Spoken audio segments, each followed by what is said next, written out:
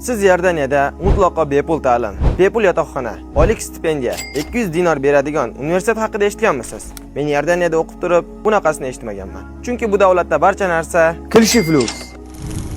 Yordaniya Hoshimiylar qirolligi. Bu yerda Saudiyadagi singari grantlar bisyor emas. Ijtimoiy hayot Misrchalik arzon ham emas. Unda nima sababdan minglab talabalar dunyoning turli chekkalaridan bu davlatga ilm tahsil uchun oshiqishmoqda?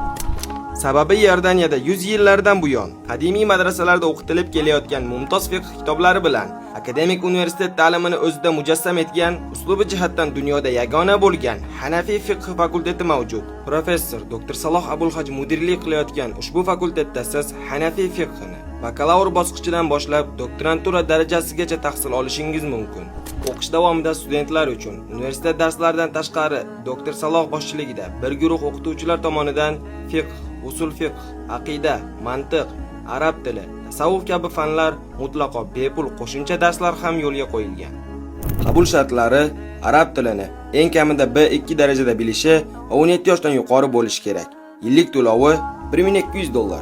Bu o'z ichiga 3 semestrni qamrab oladi. Kuzgi, qishki va 40 kunlik tezkor yozgi semestrlar. Oylik talaba xarajati $200-400 atrofida. O'quv dargohimiz ummat amal qilib kelayotgan ahli sunna yo'lini tutgan. O'quv rejasiga butun olamda o'qitiladigan mu'tamad kitoblar qo'yilgan. O'qishning dasturlari Urdunning ta'lim vazirligi tomonidan tasdiqlangan. Batafsil ma'lumot uchun video ostidagi kanallar orqali bizga murojaat qiling.